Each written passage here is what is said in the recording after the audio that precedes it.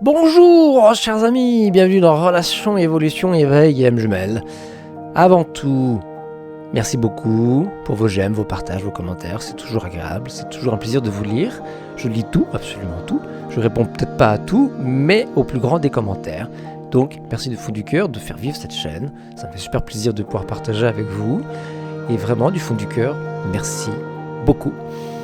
Aujourd'hui, nous n'allons pas parler flammes jumelles, puisqu'il n'y a pas que Juju dans la vie. Pardon, elle était facile celle-là. Il n'y a pas que Juju dans la vie, effectivement, il y a toutes les relations à côté qui sont super importantes pour l'évolution, puisque ce sont une multitude de contrats d'âme que nous avons tous les jours. Et justement, aujourd'hui, nous allons parler d'une phrase emblématique qu'on trouve dans toute relation, qu'elle soit amicale, sentimentale ou même professionnelle, voire même familiale, cette phrase emblématique qui est « Nous ne sommes plus sur la même fréquence ». Qu'est-ce que cette phrase veut dire? Qu'est-ce que cette phrase nous guide? Qu'est-ce qu'elle nous apporte? C'est toujours une phrase un petit peu compliquée, dans le sens où c'est rarement nous qui la disons, c'est souvent des autres qui la disent en face. Mais nous allons voir après, plus tard, pourquoi cette phrase est très connue pour le coup. Et aussi nous allons faire une petite parenthèse ensuite sur quelle est cette phrase qui résonne au travers un binôme énergétique flamme jumelle, âme jumelle. Donc aujourd'hui, la phrase emblématique d'un couple, ou je dirais l'excuse qu'on donne, que beaucoup donnent quand quelque chose ne va plus, qu'un couple ou qu'une relation commence à être un petit peu compliquée, cette phrase emblématique qui est « Nous ne sommes plus sur la même fréquence ». Qu'est-ce que cela veut dire? Alors, on va pas se le cacher, cette phrase, c'est un petit peu la phrase facile pour dire que tu as grandi, tu as évolué, tu as changé, tu n'es plus comme au début, tu n'es plus comme à la rencontre. Parce qu'à la rencontre, nous étions sur la même fréquence, nous avons pu faire un couple peut-être en une semaine, peut-être en quelques jours, sans même apprendre à se connaître, mais nous avons pu créer un couple parce que nous étions sur la même fréquence et peut-être qu'au bout de, 10 ans, pendant ces 10 ans-là, il s'est passé des choses dans votre propre vie. Ce qui s'est passé dans votre propre vie a fait en sorte que vous avez évolué et vous n'êtes plus sur la même fréquence depuis la rencontre. C'est pourquoi j'estime que ce n'est pas nous qui disons cette phrase. Ou alors on l'a dit, mais sans colère. Parce que j'estime qu'une personne qui dit « on n'est plus sur la même fréquence », c'est une personne qui n'a pas compris le miroir qu'il y a face à elle-même, au travers de votre comportement qui a changé sur les 10 ans. Donc cette phrase « on n'est plus sur la même fréquence », c'est juste un miroir. L'autre en face se sert de cette phrase pour ne pas voir ce propre miroir, pour ne pas accueillir l'émotion, ne pas accueillir la nouvelle expérience que vous lui offrez, simplement par votre changement à l'intérieur de soi. C'est pourquoi c'est la phrase un petit peu facile, la phrase un petit peu excuse. Je te fais peut-être un petit peu culpabiliser en disant ça aussi, pour que tu arrêtes d'évoluer, c'est pas dit comme ça, mais en gros, je t'essaie de, je te le fais comprendre d'une autre manière, mais c'est à peu près pareil. Nous ne sommes plus sur la même fréquence, tu y es plus autant attaché qu'à moi qu'au début, c'est quelque chose qui peut revenir très souvent. À partir de là, la face cachée de la chose, ça arrête d'évoluer, parce que si tu continues d'évoluer, moi, le miroir, il sera de plus en plus fort, et je ne veux pas le regarder. À partir de là, dire cette phrase, c'est un petit peu une excuse pour ne pas se voir à l'intérieur de soi, simplement par le fait que vous, en face, vous avez évolué durant ces 10 ans. Pourquoi nous avons changé? Simplement parce que l'être humain s'incarne sur Terre pour évoluer. Pas forcément pour vivre la vie de couple parfaite et idéale et incroyable et magique, tout en restant ignorant toute sa vie sans même apprendre à se connaître. J'estime que l'être humain est là pour évoluer, pour grandir, pour guérir, pour s'élever, et pas seulement profiter d'une vie matérielle absolument parfaite, avec plein de pognon, et puis la piscine, et puis tout ce qui va avec. Non, c'est un petit peu facile, ce genre de choses.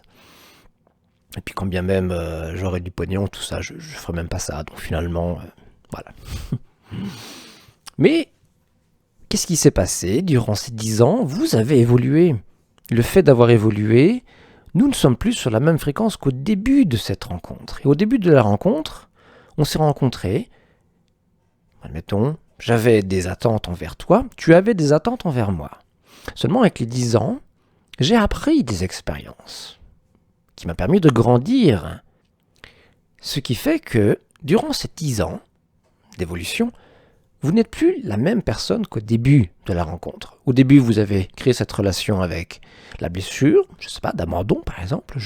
J'ai peur de me retrouver seul, de me retrouver abandonné par quelqu'un. J'ai peur de la solitude. Je vais rencontrer quelqu'un, on va être en couple au bout de 2 jours. Voilà. Au bout de 10 ans, donc la personne en face de vous a aussi des attentes envers vous. Donc durant ces 10 ans, qu'est-ce qui s'est passé? Vous avez accueilli l'émotion d'abandon. Vous avez appris à vivre un petit peu seul, vous avez appris à faire des choses seul, là où avant vous les faisiez toujours à plusieurs, ou du moins avec quelqu'un, mais là vous commencez à faire des choses seul. Par exemple, vous commencez à aller au cinéma seul, au restaurant seul, là où avant il fallait absolument être avec quelqu'un. Donc, le fait d'accueillir l'émotion de solitude liée à l'abandon va faire en sorte que votre taux vibratoire va évoluer, que votre fréquence va augmenter, et la personne en face, elle va se rendre compte que vous êtes moins attaché à cette personne, simplement par le fait que vous n'êtes plus dans cette blessure d'abandon, parce que vous avez évolué. Et la personne en face, elle va se dire, attends, t'es moins attaché qu'à moi qu'au début. Moi-même, j'ai des attentes envers toi, mais toi, tu n'as plus d'attentes envers moi. Donc, qu'est-ce qu'on fait? On n'est plus sur la même fréquence. C'est l'excuse ici pour dire, arrête d'évoluer, parce que si tu continues d'évoluer, moi, je vais me sentir pas bien. Voilà pourquoi cette phrase, on n'est plus sur la même fréquence, ressort souvent simplement par le fait que l'émotion qui traverse la personne qui va le dire n'est pas accueillie. Le miroir n'est pas accueilli. Ceci est on va dire, quelque chose de normal à ne pas blâmer pour autant. Simplement parce que la personne en face n'est pas capable d'observer son propre miroir, d'observer ses blessures, de les accueillir, de même travailler avec. Là où vous, peut-être pendant 10 ans, vous l'avez fait. Donc, on se rencontre. On est sur la même fréquence, simplement parce que nous avons peut-être des attentes communes. Nous avons des conditions communes, des blessures communes peut-être aussi. Il y a des voisins qui parlent. Pick up. Donc à partir de là, on peut créer un couple, on peut créer une relation amicale. On peut s'entendre parce qu'on est sur la même fréquence. Et le fait de changer et d'évoluer crée justement cette différence vibratoire et énergétique qui fait que la personne en face va falloir qu'elle fasse un petit peu la même chose pour ne pas créer justement un vide spirituel. Le vide spirituel, qu'est-ce que c'est? Le vide spirituel, c'est quand un écart vibratoire est beaucoup trop important. C'est entre guillemets la phase où c'est beaucoup trop difficile pour moi d'accueillir le miroir parce que je suis en train de te dire que tu es en train de changer, d'évoluer, parce qu'on n'est plus sur la même fréquence, parce que voilà, je sors tout un tas d'excuses pour me dédouaner de mon propre travail que j'ai à faire en moi, pour te mettre ça sur ton dos, te faire culpabiliser et faire en sorte que tu ne partes pas, faire en sorte que tu continues de rester avec moi, parce que si tu pars, je vais me retrouver encore une fois avec mes propres émotions d'abandon. Ceci va être difficile. C'est là qu'on voit un petit peu les manipulateurs, dans le sens où on n'a jamais connu cette personne, parce qu'au début on était sur la même fréquence. Maintenant, vu que nous avons changé et évolué, en face on a une personne qui du coup réagit avec ses blessures, ne sait pas trop quoi faire avec. Donc à partir de là, manipuler est possible. est possible. Bon, je pense qu'honnêtement on manipule bien plus qu'on peut l'imaginer. Parfois c'est... Je veux dire... Je pense qu'il y a manipulation et manipulation. Il y a celle qui est vraiment forte, liée à un manipulateur, le vrai, le dur. Et puis, il y a la manipulation, on va dire, douce, mais manipulation quand même. Pour, justement, ne pas souffrir en soi. Donc, pleurer à quelqu'un pour dire « ne pars pas, reste », c'est une forme de manipulation. On veut se dédouaner de ses propres responsabilités liées à son évolution. N'en voulez pas à cette personne. Ça sert à rien. Puisqu'elle est dans l'incapacité d'accueillir le miroir qu'il y a par rapport à soi. Et à partir de là, qu'est-ce que je vous dis? À partir de là, cette personne, si elle ne veut pas accueillir le miroir qu'il y a en soi, que vous le renvoyez par votre évolution, votre taux vibratoire qui a évolué, à partir de là, vous ne pouvez rien faire. Si la personne en face ne veut rien faire, se dédouane et manipule, ma foi, c'est ton histoire et puis débrouille-toi avec. Moi, je me sens mieux parce que j'ai grandi durant ces 10 années. Au début, nous étions sur la même fréquence, nous avons pu créer un couple, une relation, mais au bout de 10 ans, c'est un petit peu plus compliqué. Moi, j'ai évolué, j'ai grandi, j'ai guéri mes blessures. Nous ne sommes plus sur la même fréquence. Parfois, tu manipules. Je vais te traiter d'ailleurs de pervers narcissique, parce que parfois, au tout début de la rencontre, vous avez eu des conditions et des attentes envers cette personne. Et après, une fois que vous avez un petit peu évolué, en face, quelqu'un va souffrir, quelqu'un va recevoir le miroir, va se mettre à manipuler, puis là, on pourrait dire que c'est un pervers narcissique. Bon, on va pas rentrer dans le sujet, mais le pervers narcissique, c'est encore un autre débat. J'ai fait 2 vidéos là-dessus qui énervent un petit peu les gens, mais bon, voilà, pour moi, ça n'existe pas vraiment un pervers narcissique, puisque le jour où nous sommes confrontés à nos propres blessures, croyez-moi que ça ne doit pas être très glorieux non plus. Donc, bon, on va pas rentrer dans le sujet, c'est pas le débat. Donc, qu'est-ce qui s'est passé au bout des 10 ans? Vous avez évolué, vous avez grandi. Et forcément, on n'est plus sur la même fréquence qu'au début de la relation. Au début de la relation, on se rencontre, on est sur la même fréquence pour permettre au contrat d'âme de commencer. De commencer et peut-être de se clôturer un jour. Clôturer un contrat d'âme ne veut pas dire rupture. Pas du tout. C'est juste comprendre la leçon qu'il y a dans le contrat d'âme. Donc on se retrouve sur la même fréquence pour ainsi pouvoir guérir de ce qu'il y a à l'intérieur de soi et d'évoluer. Donc si on n'était pas sur la même fréquence, vous faites une rencontre, tu penses pas comme moi? Ok, ciao. Tout simplement. Maintenant, si on se retrouve sur la même fréquence, là tout de suite, la relation va aller très vite. Parce que tout est mis en place pour ne pas souffrir. Donc je suis désolé de dire que les pervers narcissiques n'existent pas vraiment, dans le sens où, au tout début de la rencontre, vous étiez sur la même fréquence. Se mettre en couple avec une personne par peur de la solitude, pour ne pas se retrouver seul, pour voir que dans 10 ans plus tard, on a évolué et de se rendre compte que c'est un pervers narcissique, désolé, mais au début de la relation, cette personne vous a servi à quelque chose. Ne pas se sentir seul. Donc, on était sur la même fréquence. Maintenant, avec votre évolution, vous avez vu quelque chose de différent. Vous-même, la personne, le monde, votre vie tout entière, tout a changé, je suppose. Parce que justement, vous vous éveillez. Vous vivez un éveil spirituel et peut-être même une guérison qui permet de faire des nouvelles rencontres. Des nouvelles rencontres avec des personnes qui portent aussi le même taux vibratoire, la même fréquence. On va pouvoir recréer une relation en harmonie, en équilibre, tout simplement. Maintenant, si vous rencontrez quelqu'un qui, on comprend le même exemple, qui au bout de 10 ans vous dit « Je suis fier de toi, de qui tu es devenu, parce que tu as changé, tu as évolué, c'est beau, c'est super, je suis content ou contente pour toi ». Si quelqu'un vous dit ça, c'est beau, c'est magnifique. C'est peut-être là l'amour inconditionnel, tout simplement. Parce que, simplement, tu prends une nouvelle voie. Je suis heureux pour toi. À partir de là, je ne te remets pas la faute sur toi par ton changement en te disant on n'est plus sur la même fréquence. Ici, l'amour inconditionnel, c'est accepter que nous ne sommes plus sur la même fréquence, mais qu'on arrive toujours à s'entendre. L'avenir ensuite de ce binôme, on verra bien. Mais, sur le papier, on est ensemble parce que j'accepte ton évolution. J'accepte qu'on ne soit plus sur la même fréquence, mais qu'on arrive encore à passer de bons moments. Et si vous avez cette personne dans votre vie, gardez-la. Elle est belle. C'est sûrement une personne qui a commencé à faire un travail sur elle-même, qui est ouvert d'esprit, qui a pu un petit peu s'intéresser à l'évolution d'un être humain. Donc, aimer cette personne est riche, elle est très riche, simplement parce qu'elle accepte le miroir. Si elle n'apprend pas du miroir, c'est pas la fin du monde, néanmoins elle accepte justement de ne pas être sur la même fréquence que vous, plutôt que de vous dire on n'est plus sur la même fréquence, t'es plus attaché qu'à moi qu'au début, ceci est de la manipulation, pour ne pas souffrir en soi. Alors maintenant, nous allons parler d'un binôme énergétique, flamme jumelle, âme jumelle. Très rapide, c'est simple, on fait la rencontre, on n'est pas du tout, mais alors pas du tout sur la même fréquence. Je crois que tout le monde l'a vu, tout le monde l'a remarqué. créer une relation parce que au tout début, comme ça, dès la rencontre, tout le monde a remarqué que c'était un petit peu sportif. Sportif simplement parce que nous ne sommes pas du tout sur la même fréquence. Maintenant, il y a un mais. Il y a un mais, il y a un petit plus.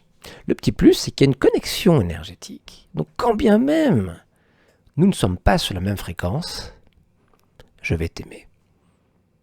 Et dans les deux sens, hein, bien entendu. Mais nous ne sommes pas sur la même fréquence, nous n'arrivons pas à nous entendre. Mais il y a quelque chose qui fait que je t'aime toujours.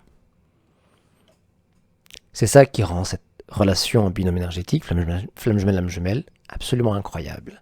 Quand bien même on n'est pas sur la même fréquence, quand bien même on n'arrive pas à s'entendre, quand bien même on n'arrive pas à aller boire un café sans se prendre la tête, sans hésitation, sans peur, sans crainte, sans rien, quand bien même on arrive à s'aimer. On arrive... Ouais, je sais pas quoi vous dire, moi-même ça m'émue, ça m'émeut, je sais pas. Mais en tout cas, quand bien même on n'est pas sur la même fréquence, on arrive à s'aimer.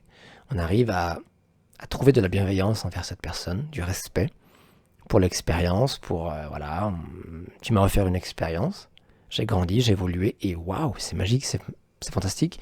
Donc on se rencontre, on n'est pas du tout sur la même fréquence. Mais le petit mais de cette relation, c'est qu'on va pouvoir se retrouver après une période de silence. Pas une période de séparation, parce que la séparation dans un binôme énergétique flamme jumelle, pour moi ça n'existe pas vraiment. Je préfère parler de silence, parce que la séparation ce serait carrément enlever cette énergie qu'il y a en soi, la séparer de son corps, et honnêtement c'est un petit peu compliqué. Donc, on se rend compte, on n'est pas du tout sur la même fréquence. Tu es yin, je suis yang, je vois la vie comme ça, tu vois la vie comme ça, on n'arrivera jamais à s'entendre. Tout simplement parce que il y a trop de différences, il y a trop de dualité qui est réveillée, il y a trop de miroirs. C'est un petit peu le chemin inverse. Moi, j'appelle ça les parcours inversés. Dans le premier cas, c'est on se rend compte, on est sur la même fréquence, mais on se quitte par une fréquence qui n'est plus la même. Dans un binôme énergétique, c'est l'inverse. On se rend compte, on n'est pas du tout sur la même fréquence, mais ce côté énergétique fait qu'on aime cette personne. Et avec le silence, les années, la lumière de l'âme, que chacun va expérimenter, pour guérir de ce qu'il y a en soi, va faire en sorte que on va se retrouver petit à petit sur la même fréquence, parce que j'ai équilibré mon yin et mon yang en moi, au travers de l'expérience que tu m'as offert. Ça veut dire que si moi je suis yang, que tu es yin, tu vas m'apporter une expérience de yin pour que je l'équilibre en moi avec mon yin et mon yang. Si je suis... Par contre, moi, je vais t'apporter une expérience de yang parce que tu es yin. Et tu vas pouvoir équilibrer ensuite de ton côté ton yin et ton yang en toi. Ici, si chacun fait ceci, au travers de l'expérience, on se retrouvera, donc, retrouvailles, on se retrouvera équilibré. Ce qui veut dire qu'on sera sur la même fréquence et on va pouvoir aller boire un café sans problème, sans hésitation, sans peur, sans colère, sans rien. On va pouvoir aller boire un café et passer un bon moment, le premier depuis toujours. Peut-être que depuis, on n'a jamais réussi à boire un café, peut-être que là c'est le moment. Parce qu'on est sur la même fréquence, car au début, il y avait trop de dualité du fait que tu es yin, je suis yang. Trop de dualité, trop de miroirs, mais ce petit amour, cette petite étincelle, était présente et nous amenait sans cesse à se dire, voilà, on n'est pas sur la même fréquence, mais j'aime cette personne, quoi qu'il arrive. Et je suis heureux de l'avoir, ou heureuse de l'avoir rencontrée, alors que dans une relation normale, dès que tu n'es plus avec moi parce que on n'est plus sur la même fréquence, c'est Chobon. Chobon, le deuil, c'est ciao. Hein, c'est très vite fait, un coup de pelle et puis le deuil est fait. En binôme énergétique, le coup de pelle, ça n'existe pas. Hein. Là, le coup de pelle, ça va être ping. Voilà, ça c'est un coup de pelle. On va se prendre le coup de pelle. Et pour trouver la paix dans ce binôme énergétique, c'est justement l'équilibre du yin et du yang. Savoir dire merci pour l'expérience qui a révélé en moi tout ce qui n'allait pas, tout simplement. Qui nous a permis, en nous, de nous équilibrer, de nous sentir meilleurs grâce à l'expérience. Un petit peu trash, ok, mais une belle expérience. Là où en face, dès qu'on n'est plus sur la même fréquence, on se quitte, ciao, je tourne la page, je passe à autre chose. Alors que dans un binôme énergétique, tourner la page et passer à autre chose, et faire un deuil genre à coup de pelle et puis ciao. Bon courage. Bon courage, vraiment bon courage. Donc voilà, chers amis, petite vidéo où on essaye de parler justement des couples normaux et des couples, on va dire, plus énergétiques. Binôme énergétique et binôme classique, pour essayer de comprendre pourquoi certains se retrouvent sur la même fréquence, mais se quittent à cause de l'évolution, là où dans un binôme énergétique, c'est l'inverse. Ce sont les parcours inversés. On se rend compte qu'on n'est pas sur la même fréquence. Par contre, quand on évolue, on équilibre son yin et son yang en soi, afin de se retrouver, donc des retrouvailles, avec cette personne due à son équilibre et du fait de se retrouver sur la même fréquence. Avec un taux vibratoire qui a sûrement explosé, j'allais dire, mais bon, qui a sûrement évolué, qui a grandi, et on rayonne quelque chose de différent. Voilà, c'est tout pour aujourd'hui. À très bientôt. Merci.